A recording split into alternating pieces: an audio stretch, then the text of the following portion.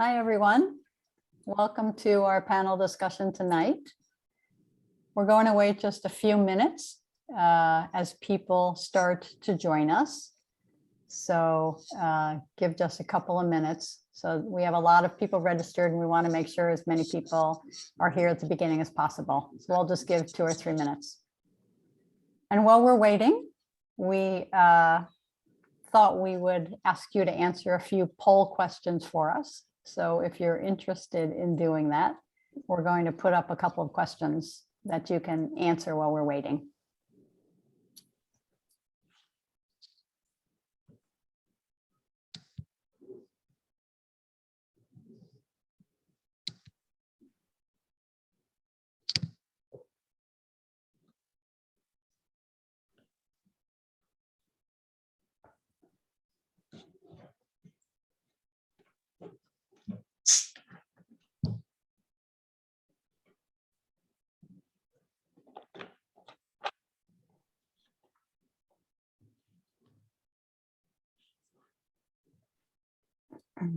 So again, hello, welcome to those of you who are just joining us now. We're just going to give a couple of minutes so that more people can log on and be with us from the beginning. And if you'd like to, or put up a couple of poll questions, we'd love to have you answer them for us if you want to. And we'll take a quick look at the answers as we get started. So we'll just give about 1 more minute to let people keep joining.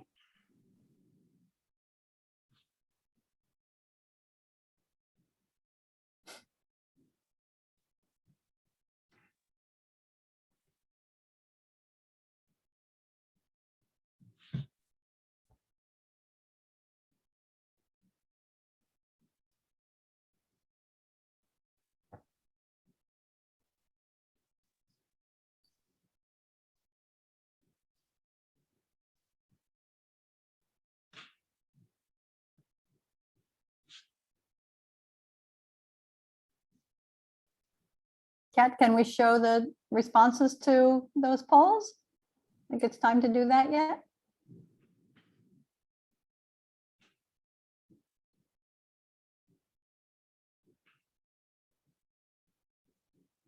There we go. You all can see that. So it looks like the majority of the people here tonight are doing work that includes research in historic building materials. So that's great. We're really happy to see that.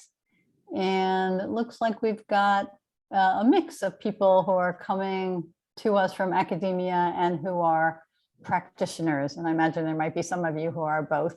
And I'm sure we're all enthusiastic, but just a few who are just falling in that category. So wonderful.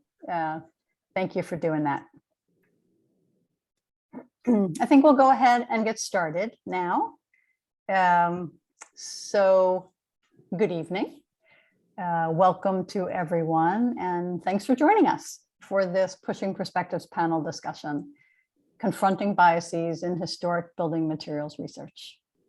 So please note the event is being recorded and it will be available later on Preservation Alumni's YouTube channel. My name is Claudia Cavanaugh. I'm a board member of Preservation Alumni. So just before we get started, since I think some of you are new to Preservation Alumni events, I wanted to give just a quick introduction to our organization and to this event. So Preservation Alumni, very often known just as PA, is a nonprofit organization established in 1977. Our membership consists primarily of alumni of Columbia University's Masters in Historic Preservation program. PA works to provide our members with relevant events and information, and in general, seeks to advance preservation as a diverse field of public and professional endeavors. We communicate with and often sponsor activities that support the historic preservation program at Columbia, for example, by advising and assisting students, but we are not affiliated with the university and we're a fully independent organization.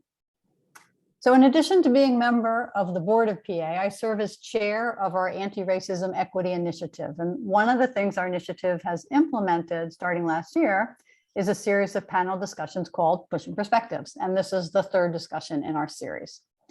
So tonight, we're going to have an open discussion about how preservationists, people in related fields, might rethink our approach to the study of historic materials of construction. There have been a lot of forums recently about the need to broaden our approach to historic preservation in order to tell the whole story, and very much about the need to acknowledge and address our profession's role in perpetuating a white-centered narrative. There have been conversations about how we might rethink how and why we do our work. So this evening, we will focus on these issues as they relate to the study of building materials. So just a really quick overview of our structure for this event tonight. We'll start with brief introductions of everyone involved, then move into some questions from moderators to panelists. And then by about 8 p.m., we will ask the audience to join in asking questions and offering comments. And we'll finish the evening with some closing remarks about the discussion by Gasha, who is one of our moderators.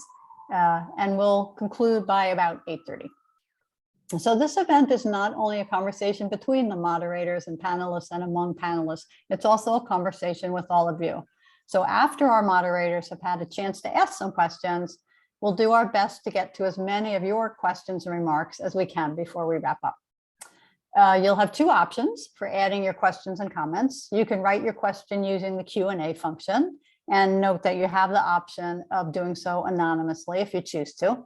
Or you can use the Zoom function to raise your hand. Just please note that if you choose to raise your hand, we won't be able to see you, but you will be unmuted so that you can comment or ask a question. So with that, we'll start some introductions. For those of you who don't know me, I'm Claudia Cavanaugh. I am recently retired from a 30-year career as a consultant in preservation, mostly focusing on materials conservation, restoration, and rehabilitation of buildings, and a lot of related preservation issues. I've also taught in Columbia's historic preservation program since 2011, first a course on professional practice and project management, and I currently co-teach the first-year studio course there. I'll be joined in moderating tonight by Tonia and Gasha.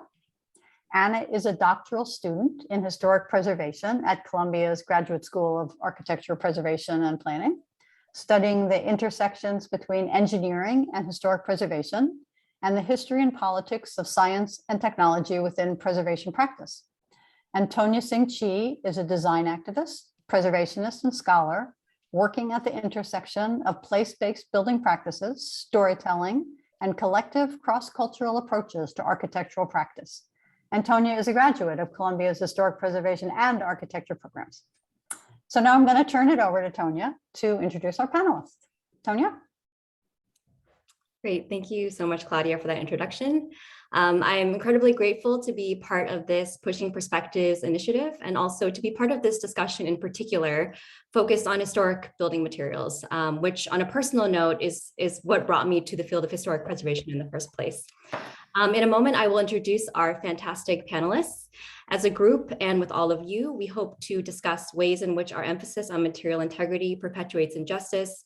We'll talk about shortcomings and inherent biases in technological tools of material documentation, as well as how they can be in service of access and inclusion. We'll consider ways in which our reliance on physical archives and tangible traces of history biases Western narratives while actively erasing stories of marginalized communities. And finally, we hope to confront cultural loss and amnesia and consider what it means to preserve difficult histories and histories we have little or no material evidence of. So much of the work we do as preservationists is focused on historic building materials, protecting and conserving them, spatializing tangible traces of our history in public spaces for future generations to inherit and learn from. But I also want to acknowledge that preservation has the power not only to preserve, perpetuate, and memorialize, but also to obscure and erase. The National Park Service, which is the federal agency that oversees our country's preservation efforts, was founded on Indigenous land dispossession and erasure. European Romanticism constructed a myth of a vast, untouched wilderness that needed to be protected and preserved, when in fact the land was occupied and managed by Indigenous people. And so for the national parks to be established, the idea of terra nullius, or uninhabited wilderness, had to be created by forcing out Indigenous people and preventing tribes from continuing subsistence activities and lifeways on their ancestral lands. And so in other words, protecting and preserving the idea of wilderness actively erases Indigenous history and replicates colonial patterns of settler privilege. We see this not only in our national parks, but also in our urban centers. And this erasure is not a phenomenon of the past. It is very much a reality of our present through the forces of displacement, disinvestment, and delegitimization. And preservation plays such an important role here in confronting the history, legacy, and present day reality of colonialism. It is through our work that we reveal whose history we think is important and whose history we think is not. And so my call to action to all of you joining us today would be to do what we do best as preservationists: advocate for the undertold and untold stories, resist and challenge our inherited landscapes and built environments that perpetuate harmful narratives of power, privilege, and white supremacist ideologies, and imagine and practice ways in which preservation tools can be used to disrupt and dismantle colonial structures in service of reconciliation, reparations, land return, and Indigenous sovereignty. So I am joining you here today in this virtual space from Ohlone territory, which is also known as the San Francisco Bay Area in California. Preservation Alumni is an organization that supports graduates of Columbia University, which occupies the land of the Lenape people, a place we also call New York City. And now I want to invite all of you to share where you're calling from in the chat. If you don't know, we dropped a link to help you out. And wherever it is that you are calling from, it's likely that there are resources created by Indigenous people on how to engage in respectful, reciprocal, and non-extractive ways. And so please feel free to share those in the chat as well, in case there are others calling from the same location. And especially as this month is Native American Heritage Month, I want to invite you all to take action, not only to celebrate Indigenous history and heritage, but also to support Indigenous people, communities, and futures.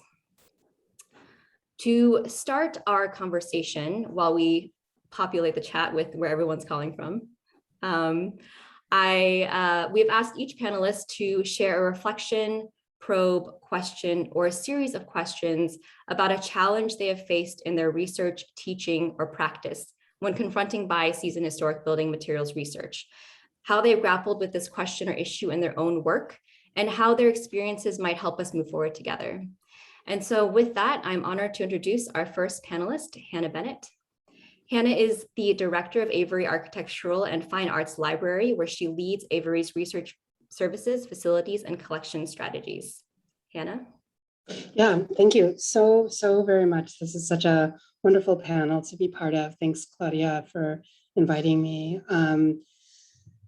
You know, as a library, as Avery, as the sort of repository for architectural worlds, you know, we have this sort of idea that we just take in everything, but we haven't been particularly discriminatory about what that looks like. And what I love about this particular topic and about you know, ways in which we think about going forward is, yeah, this is a really important intersection. I mean, you know, we in the libraries obviously aren't creating the scholarship as much as supporting it. You know, we're kind of looking to you all to see what you need, but at the same time, Avery's in this really interesting position because it is handling the Avery Index, which is one of the, if not the most important American resource for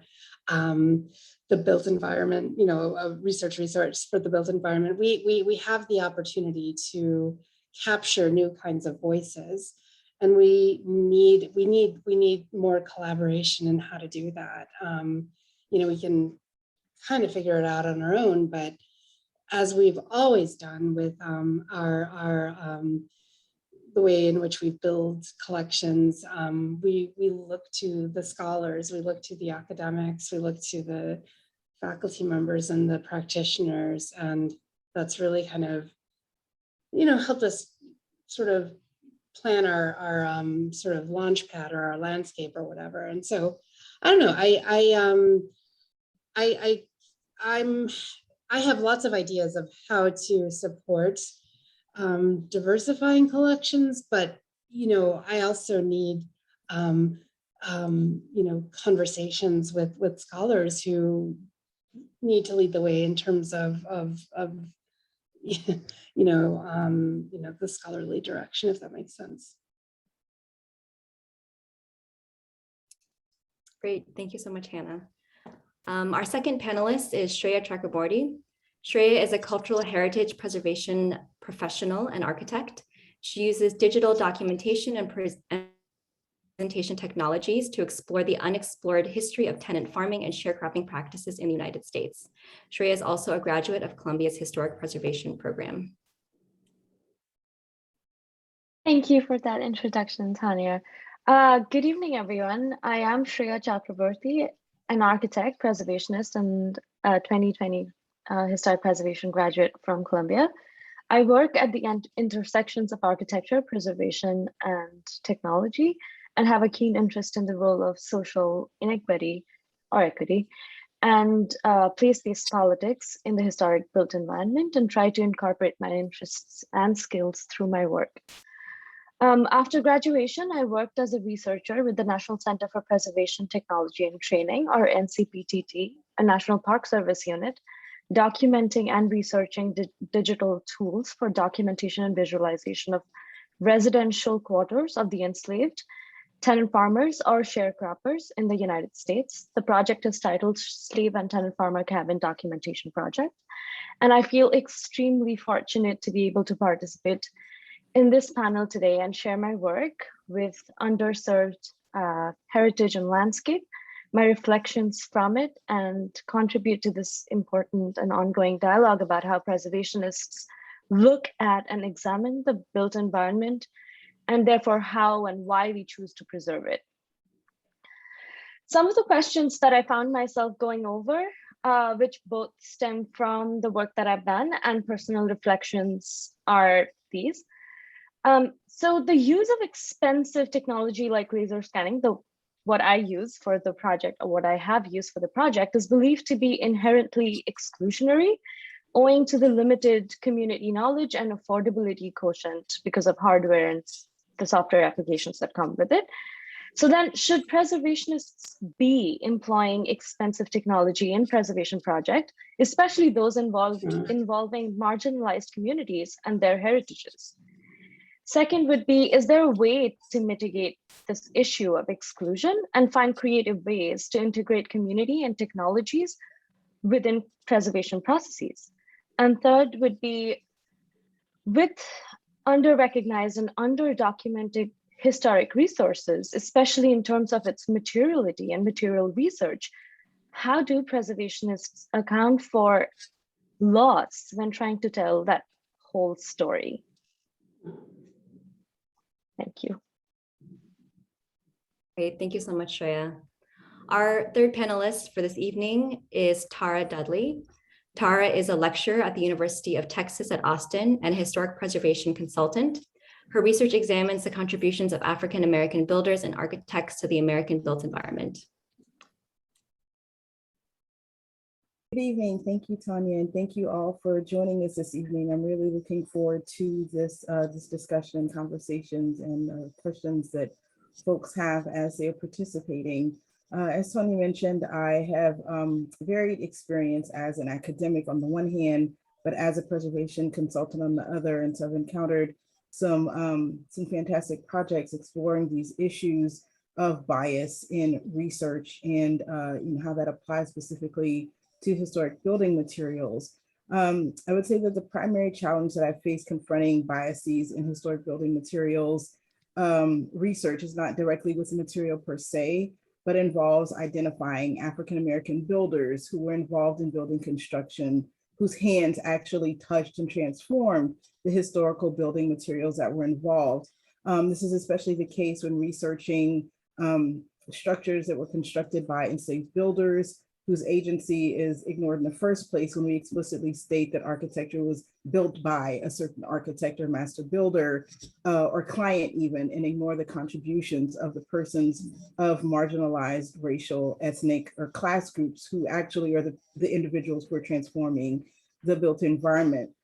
One particular project that I'm working on, and actually multifaceted project, involves work at the Neil Cochran House Museum here in Austin, that explores the projects and the work that we're doing explores inequities in historic preservation and does include some research on historic building materials and processes. The Neil Cochran House Museum is originally the Hill House. It was commissioned by a couple named Washington and Mary Hill in 1855, and designed by master builder Abner Cook, who's the preeminent master builder in Austin at the time. He was also an enslaver, as were the Hills. And of course, the buildings on the site, on the property, were constructed by enslaved persons. And among our research is an identification, or seeking to identify, enslaved individuals who were associated with that site as builders. The slave quarters building that is present on the property is the only extant slave quarters building in Austin that is recognizable as such, and a very interesting structure, different but similar to the primary Greek Revival building. It's built of the same material, but you can really see in an expression of the craftsmanship that the slave quarters building was likely built in a hurry so that the enslaved people could live in that space, inhabit that space as they were building the main house and other buildings on what was really a suburban kind of farm at the time. Was on the outskirts of Austin. And looking at the building material and the manner in which the limestone is different on both structures, the kind of wood that was used has been really interesting. And but also really is, you know, they're the identifying factors that we have for the individuals who are otherwise unidentified or unnamed. And so it's been interesting to explore that work, not only in the purview of enslavement, looking at urban slavery in Austin, which is something that is very little looked at and even considered in Austin, and much less in Texas, unfortunately, and exploring these difficult histories of race and equity, and how then that applies to building construction and historic materials. And I've been able to utilize various archival materials and other resources in really interesting ways to not only look at the hands of enslaved craftsmen, but also Black builders in the Reconstruction era and even in the 20th century, and how that sort of creates a larger narrative and story and context, which is important for lots of reasons. And I look forward to kind of exploring a little bit more of that research and talking about those methodologies as part of the larger conversation this evening. Thanks. Great, thank you so much, Tara. And thank you again to all the panelists for your really important and thought-provoking questions and insights on this topic. There are so many kind of intersecting and overlapping ideas. And so before we get to some of the questions from the moderators, I just want to start off by asking each panelist how the questions that each of you raised to the rest of us resonates with your own work. And why don't we start with Sreya, and then we can move to Tara and Hannah.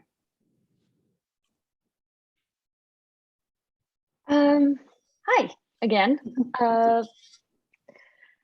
So one of the questions that I asked was, should technology even be used when we are documenting expensive technology, be used when we are documenting underserved heritages of marginalized communities? Personally, I think yes, if technology justifies, the project justifies the use of it. But technology should be used as a means to an end in a preservation project is what I feel. And in a project that I was involved with, which is documenting sleep cabins and tenant farmer dwellings around the US, we are trying to build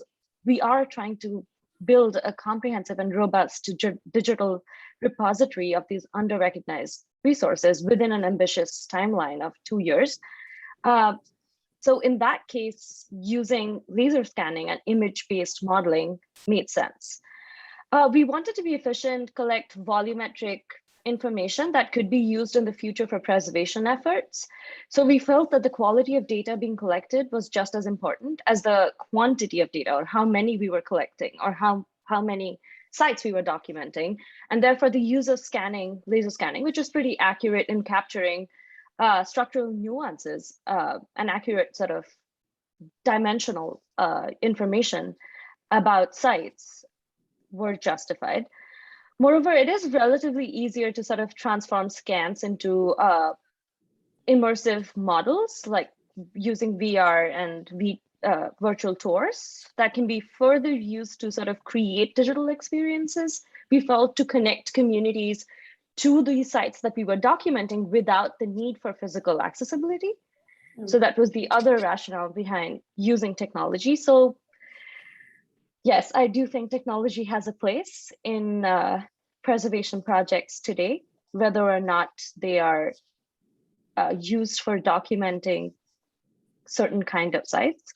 But one point worthy of mention here is that there could be less expensive ways to document as well. And this is just not it. But NCPTT, where I worked, they already owned a scanner. And so we thought that we should employ it.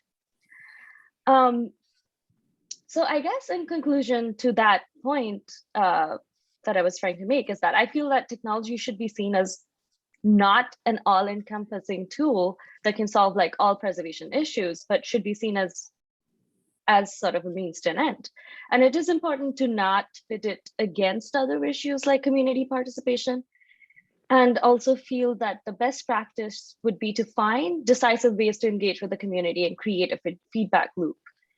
So coming to the next part of the question is whether there are means to mitigate the issues of exclusion and find ways to include the community within other processes of the project. So we try to sort of address this in a three-pronged approach. Firstly, we try to collaborate and consult with community representatives and leaders like Joe McGill of Slave Dwelling Project or Joby Hill from Saving Slave Houses to stay in touch with the community and create this sort of critical dialogue around the project and also facilitate a feedback loop. We knew that we could not have spoken to, or we could not have accounted for all the voices within the community, but so we needed to sort of find ways to stay in touch with the community via the community representatives and the work that they did, which was sort of similar to, or also kind of comparable to what we were trying to do. So this becomes like sort of this guiding pole as outsiders. And we do recognize that we are outsiders as we are navigating this project and confronting our own biases as we are looking at the material history of such a difficult past.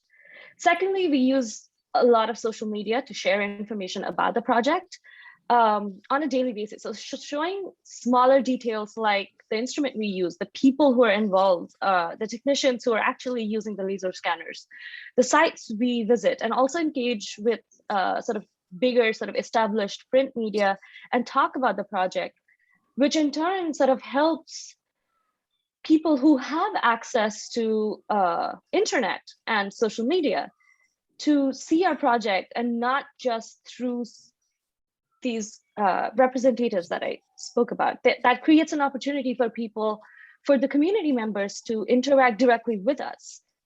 And that's what we feel.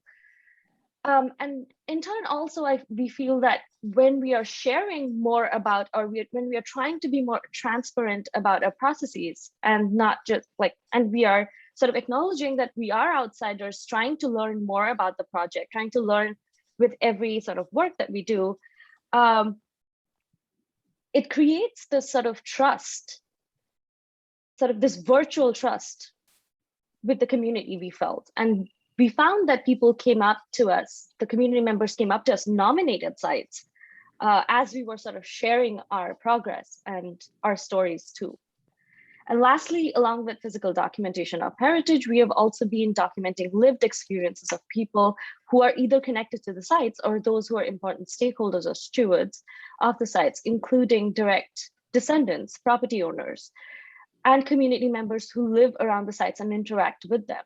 So we stand at this really important time where we are possibly living with one of the rarest sort of demographics, which is the last living 10 farmers who would have lived in that agrarian-based economy in the Southern United States. So we feel documenting those lived experiences is just as important as documenting the spaces that they lived in. So this is some of the ways that we have sort of confronted some of the questions that I had about the project going in, like before going in. And also, sorry, and also I talked about loss and how do we account for loss while telling the whole story. And personally, I don't know if everyone in the project feels like this, but acknowledgement that we may not be able to tell the whole story because of all the loss happened, and contextualizing our work within the larger sort of discourse. There were people who were doing this work or tried to do this work. So that kind of helps to sort of acknowledge that this is a fragmented discourse, but we're trying as much as possible to sort of portray a whole story. Thank you.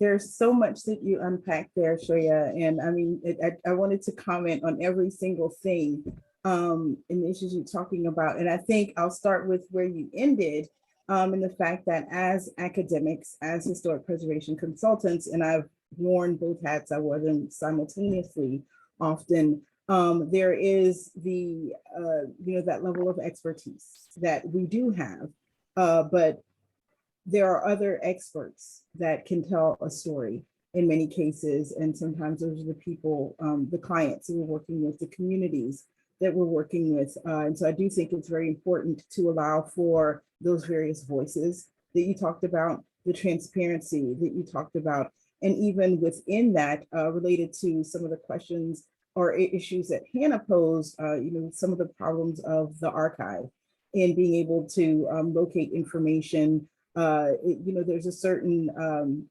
violence of the archive, if you will, with stories, with information that is hidden, whether it's intentional or not intentional. And I've found by some digging and jumping down many a rabbit hole on occasion that almost always I'm able to find somehow, somewhere, a piece of information, or by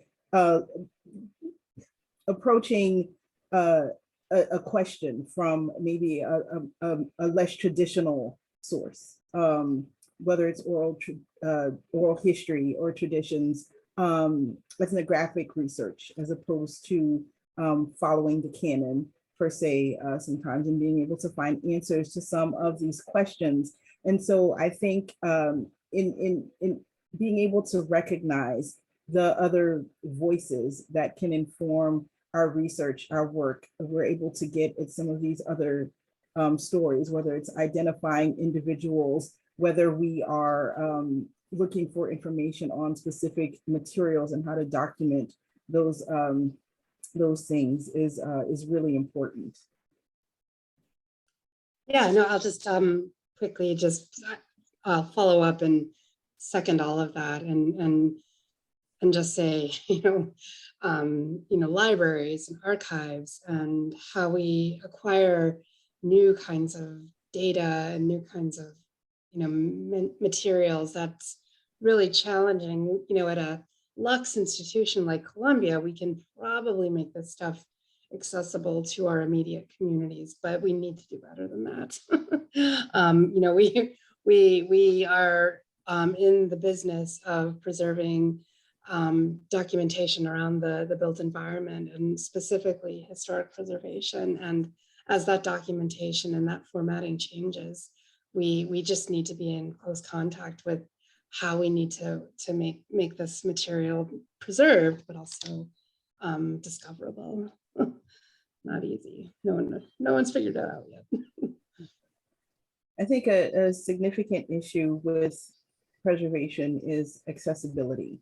Yeah. And just of the profession itself, of our practice itself, very often those for whom we should be preserving their stories, the built environment, their buildings or spaces, don't understand, the certain standards and whatnot that we're using in order to preserve. And I definitely think more transparency, education, accessibility of that in general, and what it means, to preserve something on whatever levels, whether it's via the National Register, Section 106, municipal historic research surveys, the various kinds of reports and documentation that we pursue. It's really important that the communities where these historic resources are understand what it is that we're doing, what we're doing.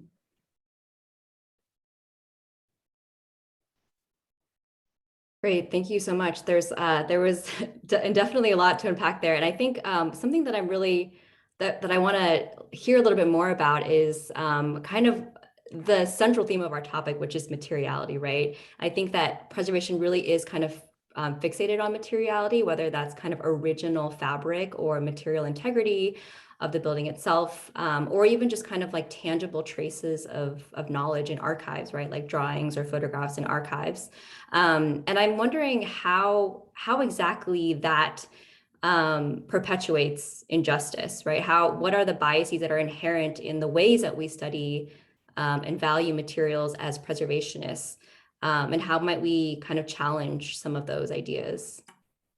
Why don't we start with Hannah, and then we can move to Tara and Sreya. Yeah, I'll be very quick because there sadly has not been a lot of progressive work done in this area. It's something that is a real priority of mine, and I'm sure all of us are like, well, the pandemic, that really, we have to move forward, and we have to start looking at different kinds of scholarship and different kinds of formatting and those sorts of things that are being produced, and that's going to take some real serious partnership with my colleagues in the historic preservation department. It's not something Avery can do alone, and so I'll just throw it out there as saying, like, we know what we need to do. We just need scholars and academics to help us in that direction. And following that thread, as also a scholar and an academic, we also need to recognize the significance of different kinds of materiality. Yeah. And for me, this is also leading to the question, Tonia, you mentioned material integrity. Well, we have specific standards about not only what is significant, but what is something that has integrity, and even the question of what is integrity. And that means different things for different people at different times. And definitely if we're talking about marginalized community, recognizing various cultural practices and traditions that are related to materiality, and then how we learn about and approach those things in order to create these contexts of significance that are then informing the the standards by which we preserve, by which we document historic resources, whether they're extant or not, which also leads to this question of materiality and something that is being present. What if it's not present? What if we're looking at ruins or something that's not there anymore that we only know from photographs, from word of mouth, from ruins that are there on the ground? And so being able to approach the materiality of historic resources at different, scales of materiality, if you will, is extremely important. And the way that we do that is by identifying, needing to know more about the communities for which these resources were built, the people that built them, which is why for me, it's really important, even as a preservationist, as an architectural historian, sometimes it's really not about the building or the resource itself. It's about the people who created it. And this really, there's a need for us to humanize architecture and really humanize the work that we do in order to understand some of these issues about materiality, about integrity, significance, in order to create these contexts that are so important for the preservation of historic resources for various communities across the board. Yeah, I absolutely agree with Tara, right? I don't have as much experience like the rest in the panel, but what I have seen from my work is that material research cannot happen in sort of this void.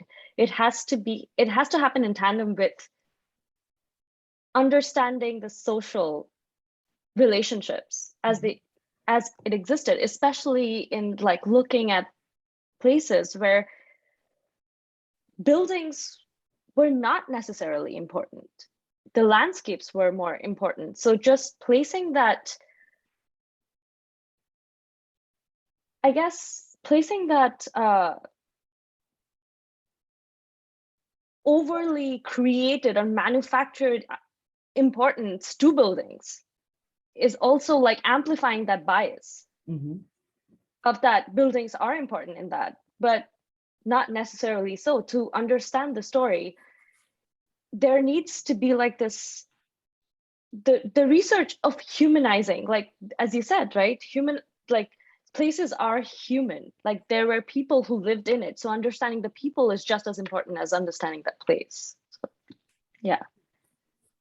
I'd like Beautifully to ask a follow-up question, if that's okay. Anna, I know there's something that you want to ask now as well, but I'd like to sort of bring what you've all said maybe to sort of like a broader level of, given what you're all saying, what to you represents ethical research? How would each of you define ethical research? And how do we ensure its implementation in our work? And I guess one, for me, sort of subset of that question is, we all know that so often time and resources, including money, are limited on projects that we do.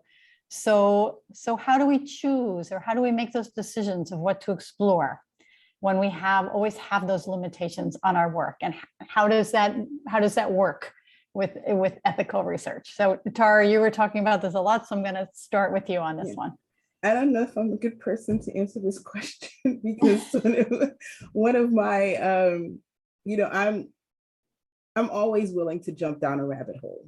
And sometimes, no matter how long it takes, whether I'm on the clock or off the clock, if we're talking about consulting work or academic work. And I think to a certain extent, we have to be willing to do that on some occasions, because we're not always going to be able to find the answers to the questions in order to tell these untold and undertold stories, on the budget.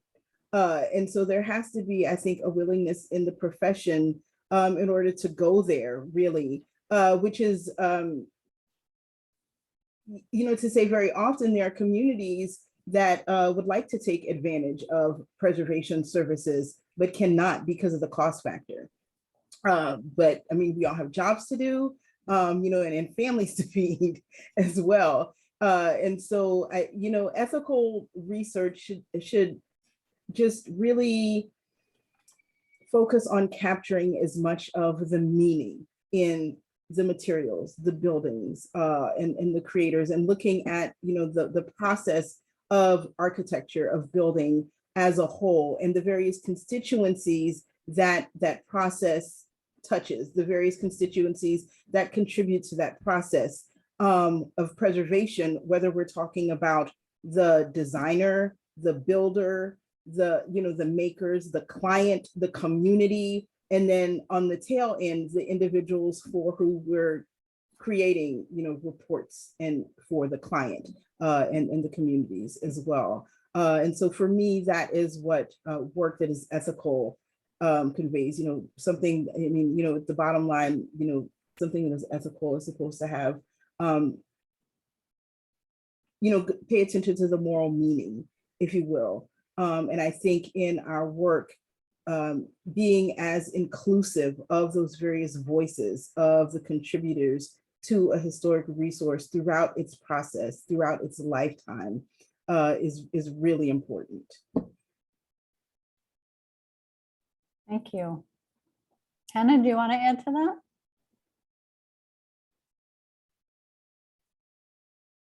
Sorry. No, I think, am I stepping over somebody? No. Somebody? No, Okay. please, go ahead. Sorry, I just want to make sure. What I love about what Tara was just saying is it's packaging, and it's bringing together a lot of new kinds of scholarship, new kinds of expression, new kinds of output. And I would love to think libraries, especially the hallowed halls of Columbia and others, have been agnostic about the kinds of materials it pursues, and puts forth, I'm not sure it's entirely in the right limelight. So what's exciting about this kind of conversation is it's really forcing not just an architecture library like Avery, which is an important collection and an important place, but we have to start talking about new kinds of content and how is that content being produced, and how is it being produced in different parts of the world, and people sometimes don't have access to certain kinds of technologies or the sort of support we've got than other places, and yet still amazing content is being produced in all of these different camps. And so is it the library that should move like one step forward to help like equal or equivocate the playing field? It's we're one library obviously that can only serve Columbia for right now, but if we're going to start focusing and turning our lens on new kinds of production and new areas of production, we have to do it with the library has to do it with sincere intent. And I'm not suggesting that wouldn't be the case normally, but by sincere intent, I mean all right, how are people accessing the kinds of equipment that they're accessing, and how are they producing what they're producing, and is this all representative of the dialogue we want to capture? Are you able to give us any specifics of the sorts of initiatives and the different kinds of content that you're looking at? Yeah, no, I will just say this.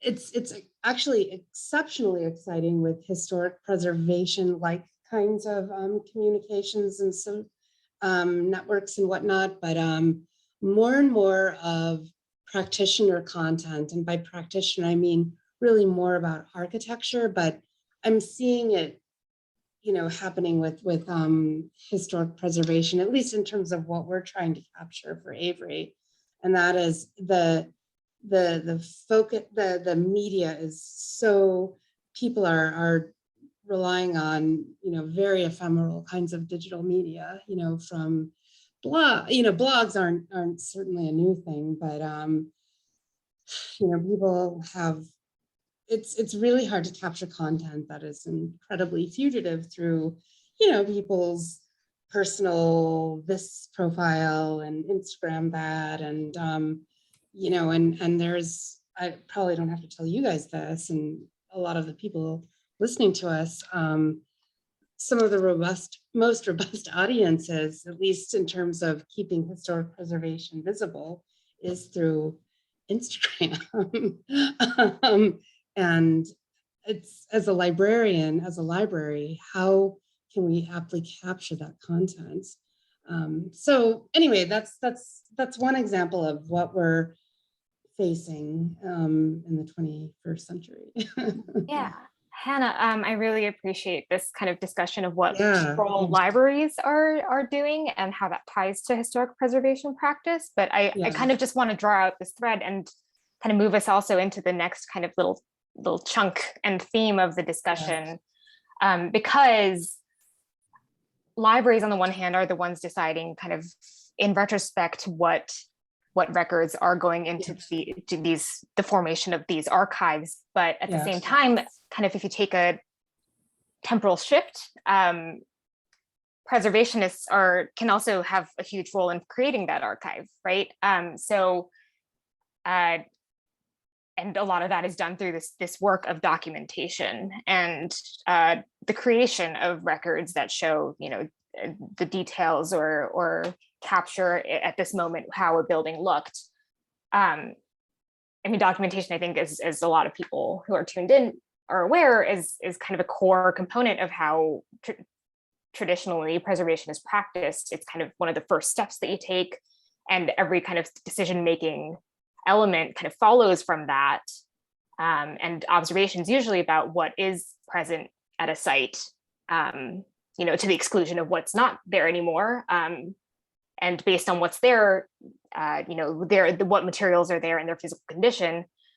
But right, like in with the passage of time, those documents come to be what might form future archives, right? So considering this, like I kind of wanted also kind of tie back to Sreya's discussion earlier about, how does the mode of documentation influence, what sort of framework we're bringing into preservation practice as a whole? Like, how does it affect our decision-making thought processes? So I think the general question is, what modes of documentation are currently pervasive in preservation, and are they effective in whatever sense you define them, and how do they fall short? So I think I'm going to toss it over to you, Sreya, first with kind of the specific angle of, discussing your use of 3D scanning or AR and VR, right? Do you think I think there's kind of an embedded notion that with technological advances is this implied like ability to capture everything and somehow be more objective. But do you think there are still shortcomings to, are there biases that are perpetuated even with the use of the most advanced tools? And, is there anything that gets lost when we turn to use tools like that? That's a great question. And I have thought about this at length, right? And yes, 100% there are biases. Because there are, in fact, different kinds of biases, right? One of them, which is like very evident and very obvious from this kind of project, or like when we are doing sort of this, when we are thinking about 3D laser scanning, getting all the data, right? When we are talking about quantity, as I said, like there is significant loss. The data set is already skewed. So there is going to be sampling bias. There is going to be a possibility that what exists is going to be amplified. So there is that amplification of bias if it exists. Like we might just capture most of the, say, the timber cabins, right? Timber frame cabins. And we talk about like, from our data set, we found that 90% of them, of what we've collected, it's timber. So it is talking about how maybe wood is the most recurring sort of material in that landscape. But it might not have been the case. We are just saying that because that's where we have gone. So where we go, how we go, what we choose to look at, perpetuates this bias of how we are thinking about these spaces, thinking about the material palette of these spaces, and how sort of certain materials show up one more than the other. The other is the technician's bias itself, right? The implicit bias of technicians. What are we choosing to look at? Even if you look at like just our project, we had 2 technicians using the laser scanner. One of them is me and the other one was my fellow researcher, Ina. And now there's another person who is looking at it. Her name is Megan. 3 of us have very different interests and lenses that we look through in terms of preservation. Well, I might like to look at the landscape. I might think about looking at objects beyond the building, and that just automatically plays into how I document the place. As opposed to say them who might think that the building is more important because that's where we are trying to document to begin with. That's what the grant is. And also the narrative about and the limitations of money, right? That Claudia spoke about a little bit, like what can we look at in that time and money that we have at hand? And is that that is inherently selective, right? We can't look at everything. We know that we can't look at everything. So in that sense, that is also selective. And that is also sort of maybe what we are prioritizing above everything else as technicians is also, I guess, perpetuating some kind of bias, our implicit biases. So yes, there is definitely bias. And I think acknowledgement of limitations is the sort of best way that as practitioners, scholars, researchers, we can sort of say that there is room for improvement. And maybe we cannot account for all the sort of feedback that we get eventually and all that we learn along the way, but acknowledgement of limitation is very important I feel, in projects like this, especially in documentation. Yeah. Tara or Hannah, did you want to jump in? You can kind of expand the question back into, other forms of documentation that you've used, or definitely expanding or acknowledging rather the biases is something important. Talking about data gaps, for example, in research, and for me, that's usually data gaps, in the archive material that we were hoping to find that we couldn't find, the kind of archival material that is accessible versus that which is not accessible is really important. And as far as documentation and the kinds of things that I've done are usually, historic resource surveys, historic furnishings reports, things of that nature fall under my UFA. And for me, especially with things like historic resource surveys, which are, the body of, the documentation that we have to describe historic resources, to talk about the significance in their context. And for me, more the biases come in this prioritization that we have. Something has a lot of integrity, something has less integrity, or high, medium, low priority, and then determining whether something is eligible, i.e. worthy of preservation, is really problematic. And that, the standards by which we use to create or determine that that prioritization, if you will, is definitely something, and the biases inherent in those standards. And here I'm talking specifically of something like the National Register of Historic Places, is really important that we address and really think about shifting our approach to those standards. And again, in order to do that, it's really important to have the various voices and understand that overall context in order to make these recommendations, these prioritizations, so that there's less of an implicit bias in what we're recommending, be preserved, or how we go about preserving but documenting those resources, that material for preservation. Yeah, I'll just quickly add to that kind of work will only inform how libraries can responsibly and ethically and knowledgeably capture the kind of content that are happening in places that aren't necessarily associated with GSAP's historic preservation. It might be agencies that are much smaller that need more direction in terms of content management or other kinds of support. I feel like we really want to do that in the library, and we really need to, because that will only inform the new kinds of scholarly expression that are out there. But we can't do it without the collaboration of our colleagues in historic preservation. It's so important. And the way in which things, as Tara was saying, people are changing how they document things all the time. And some are according to what is necessary and prescribed, and others it's sort of Wild West. And we want to make sure we figure out a way to make a landscape hospitable to all of that content and save it.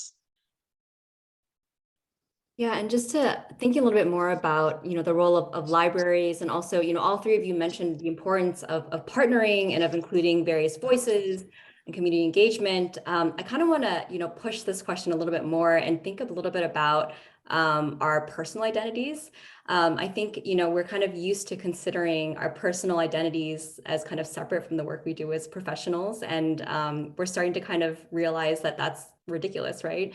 And I think that the shift really is about exploring, our own identities, our own lived experiences, and allowing diverse publics to tell their own stories, right? Because ultimately we all have blind spots and we're all accountable to different communities. And, there are ways in which our Western-centric training that all three of you have kind of touched upon as preservation professionals makes us think in certain ways that even our good intentions can't overcome, right? And so I think, one example that just comes to mind, I think one of the most obvious and appalling examples of this with respect to materials in particular is the ways that objects of significance to Indigenous communities have been taken and studied without permission and consent. And so I think, my question, and maybe I could start with Sreya for this one is, what are the ethical concerns with preserving histories that are not your own? Even if there is an extensive engagement process, even if you are just kind of holding the camera, right? There are still decisions being made, knowledge is being shared that may not be intended for everyone. And the technology itself isn't neutral, right? And so, and I guess, on the flip side of what are the ethical concerns, are there benefits to cross-cultural contexts and solidarities, between, for instance, you and your colleagues as immigrants and African Americans?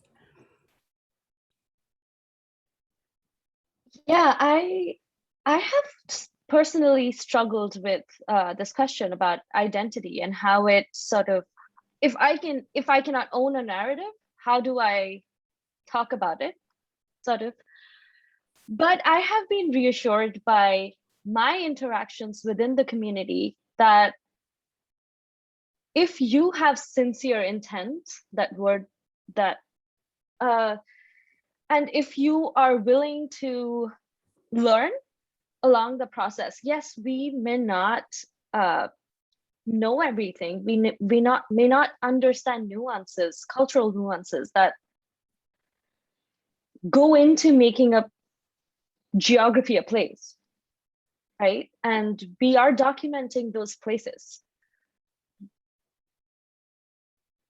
I think to me personally, it's about learning and relearning, or, keeping room for relearning. Like, so even from the most technical level, I feel projects, especially preservation projects that work with outsiders in very closed sort of communities, dealing with very underserved narratives of those communities, it is important to plan a project with room for relearning and accounting for it. So I know that the money is limited. I know that you may not often agree with every one of your team members about your approach, or, not everyone can look at, or not everyone wants to look at project from this sort of social lens, right? But because we are working with such a socially charged narrative, it is important to keep room and for relearning and incorporating what we are learning and changing along the process. So I think this is the only way that we as outsiders can do the most good work without sort of informing, without this top-down approach of, oh, we should tell you what needs to be done. I'd love to hear your response to that. Yeah, no, absolutely. Sometimes it's good to just be quiet. For example, this past weekend, several students and I were visiting a farm that has been in the same African-American family for 175 years, since the 1840s. The property came down through their ancestor who was enslaved, and the family still owns a significant portion of that property. And so my students were specifically doing a research project on that, as well as others in my class visited with one of the family members. And she kept asking me, do you have any questions? What do you want me to talk about? And I was like, just talk. This is your show. I want you to impart your knowledge. And, and as she would speak and, talk about certain things, historic events or, some of the historic context, then the students were asking questions, but I was relatively silent the entire time because I didn't want to, put my perspective or thoughts on our, on the family member, on the descendant, or on my students, on the other hand, allowing them to form their own perceptions and questions as primarily students who are not African-American for this particular project. And so I think just in general, that's important to just be still in some cases and let those voices come to the fore and to encourage those voices by from the beginning of a project, stating our intent and recognizing that, there are things that we're not going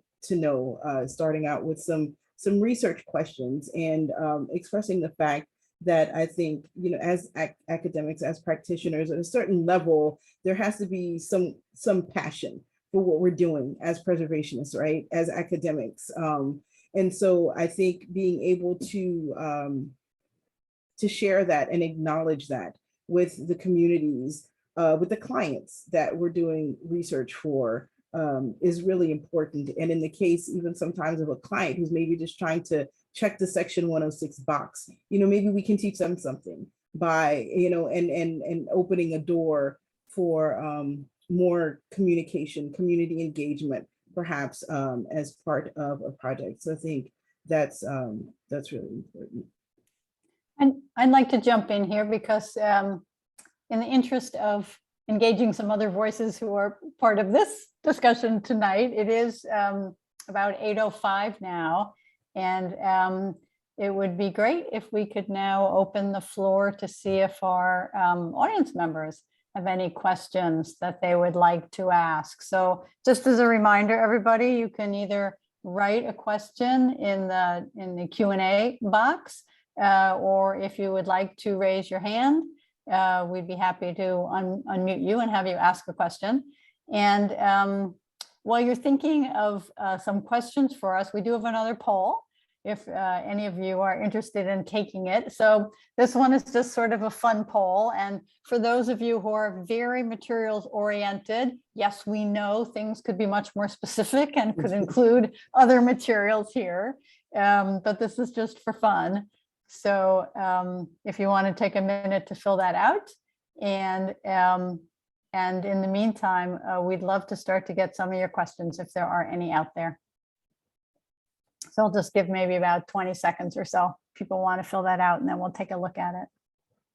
I just want to say that the easiest poll was the hardest to sort of choose from. Too many options.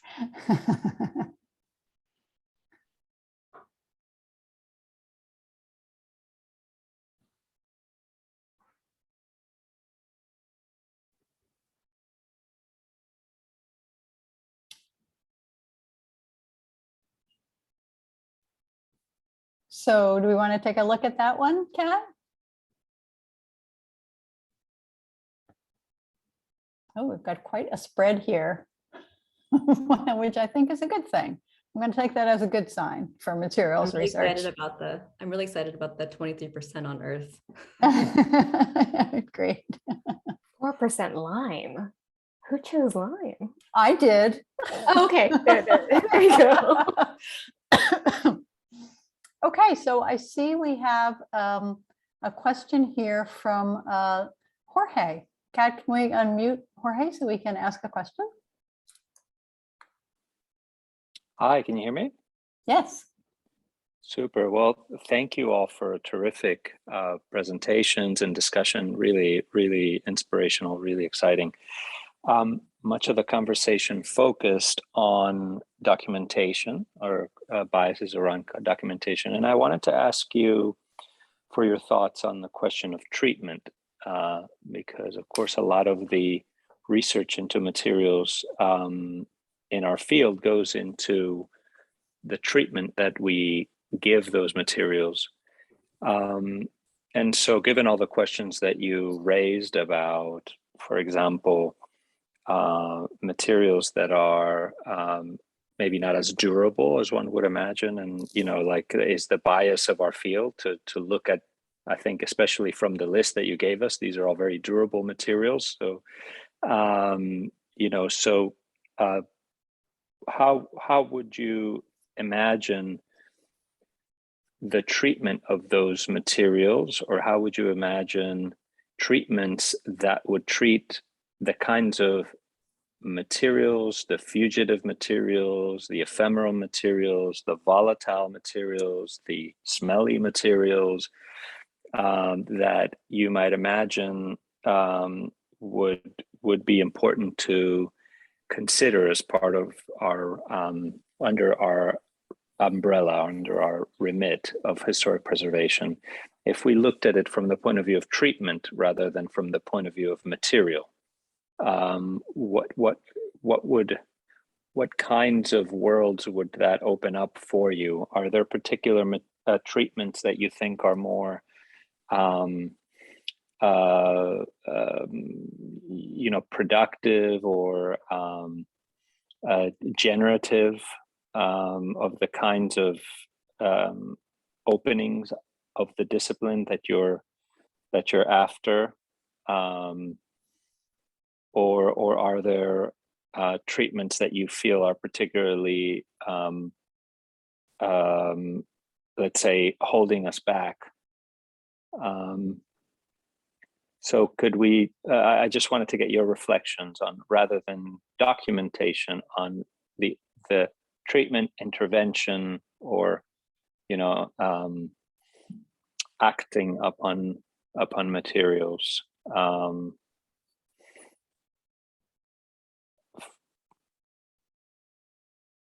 Does that make sense? Or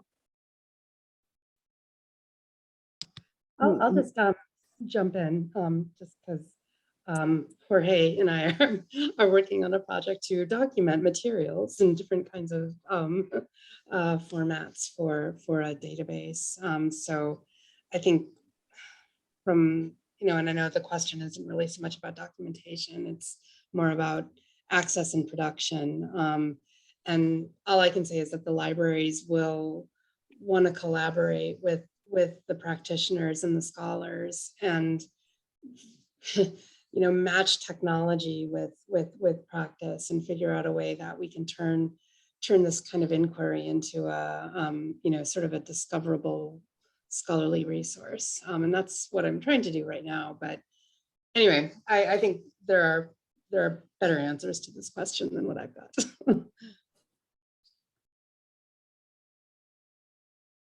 Yeah, the sort of technical aspects of materials treatment are definitely is definitely not my purview. But just as you know, having sort of a spectator sort of experience, I think when we do something to materials, I mean, you know, that adds another step to the process, if you will, you know, and then it might change the story, it might change the narrative of the material. And so I think it's really important, as far as the treatment of historic materials, to think about what that change means. And, you know, is treatment always necessary, even in the preservation of a substance? Sometimes it's better just to leave it alone and let it, you know, follow its natural course, as, you know, with whatever material qualities it possesses in whatever state that it is. And of course, the situation is different if we're talking about, you know, the rehabilitation or the restoration of a, you know, materials as part of a building, and so on and so forth. But I think, you know, in many cases, and in general, I think the field has moved towards more of a less is more, if you will, approach to the treatment of historic materials and historic structures. But that would be, you know, my personal sort of take on the treatment of materials as far as building preservation is concerned.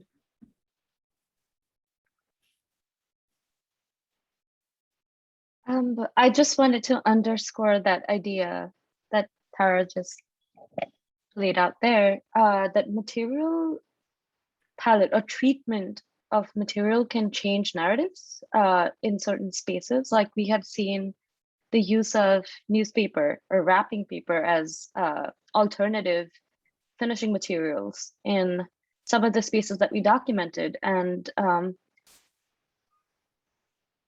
so I feel like, especially in spaces, at least if I can connect it to the project that I worked on, in undertold narratives, documentation serves as the base for treatment, or even thinking about treatment, because we don't know what's out there yet, or how much of it is out there.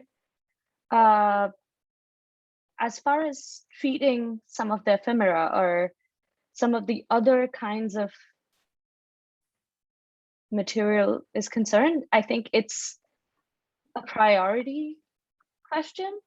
Like, what do you want to prioritize as preservationists to treat, and how do you want to sort of think about treating them? Or even like, what do you want to achieve from that preservation effort, right? Like, do you want to sort of put a, say, a anti-rust coating on a metal cauldron that we find on site to make it look black, which is not necessarily black? It is rusted. It is made up of iron. So like, I think that's a choice, and that's also like, what do you want to do with it?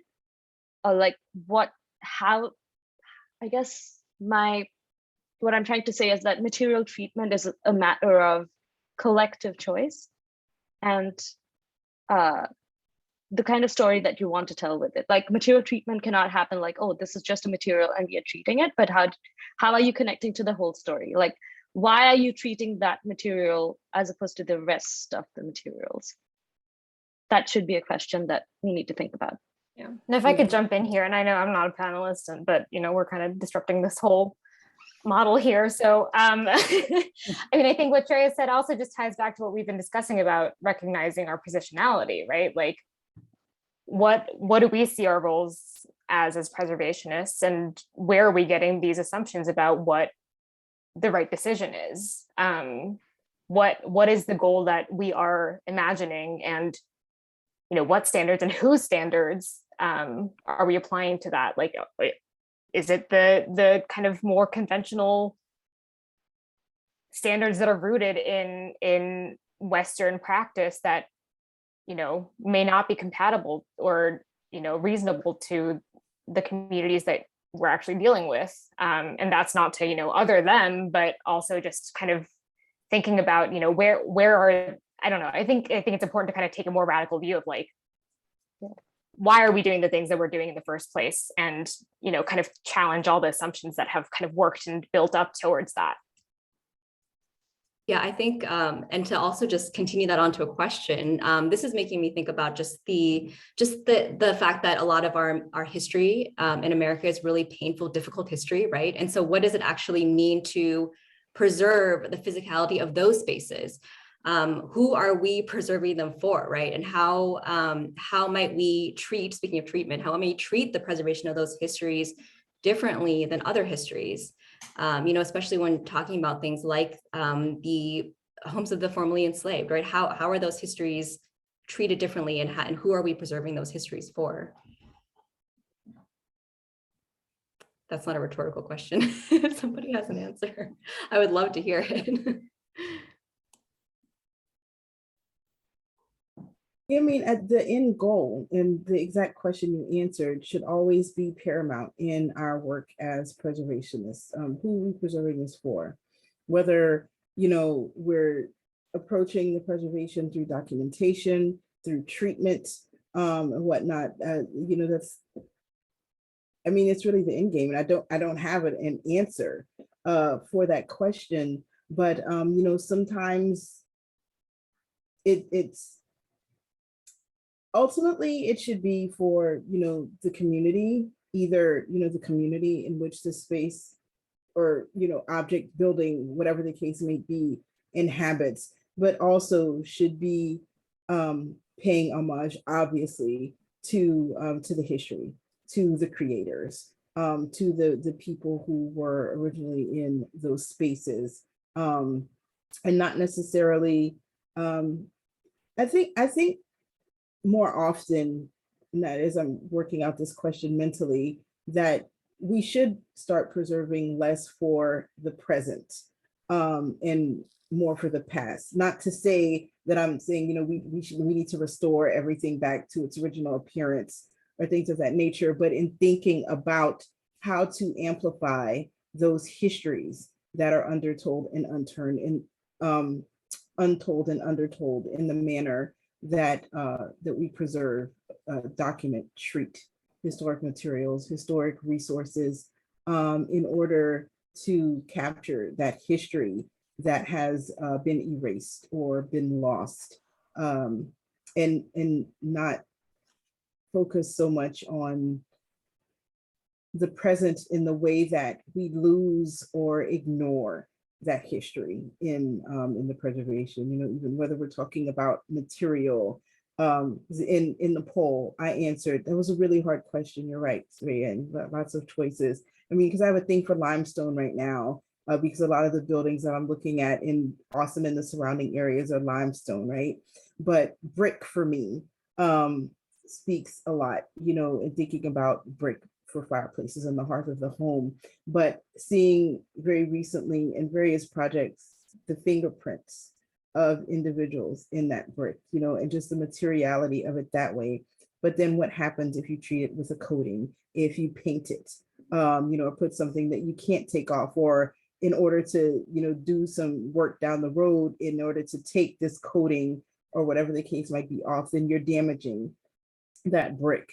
And so I think, you know, in our work thinking about, again, those original hands and the inhabitants of those spaces, in the manner which we approach preservation, and our recommendations is important. If we can, by virtue of our research, by the kinds of things that we're able to access either in the archive or through oral history in the stories, is become more in touch with that history. Dara, I think that might be just a wonderful note to end on. That was really beautifully put and really thoughtful. So thank you.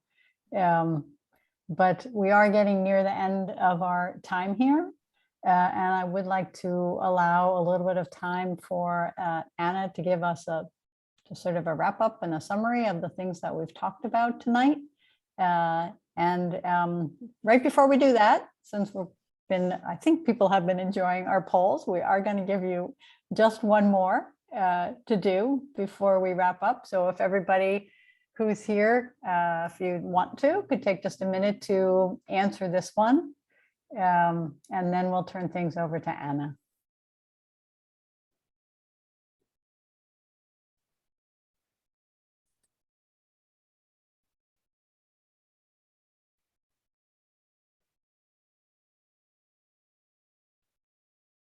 Okay, we probably don't need too much time to answer that one. Kat.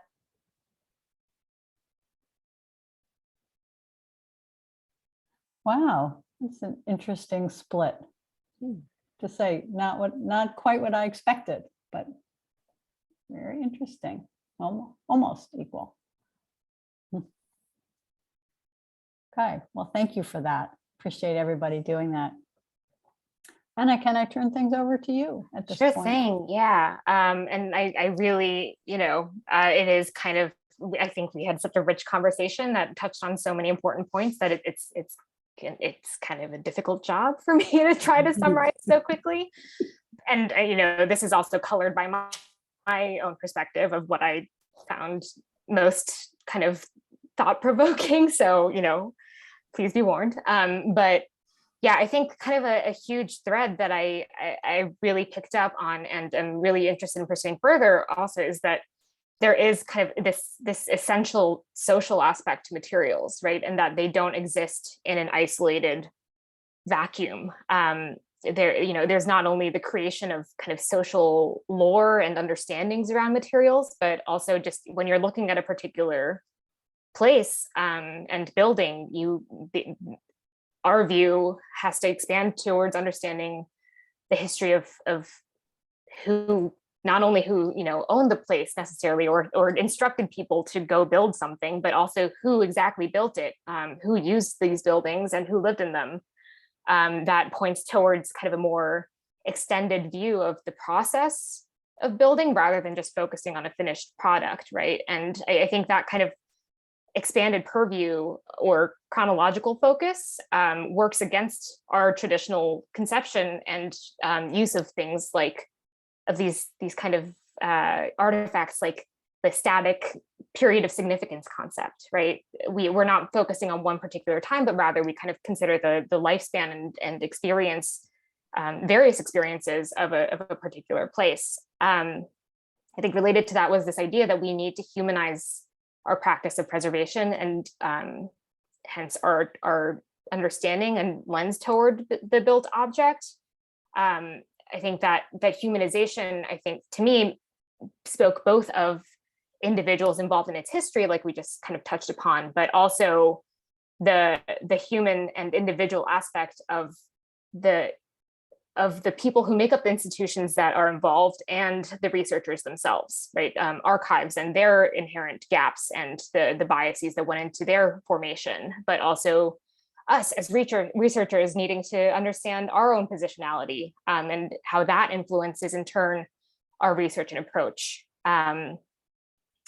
That point kind of emphasized to me how self-awareness, reflection, and this notion of continuous learning is all the more important in this work that we're doing.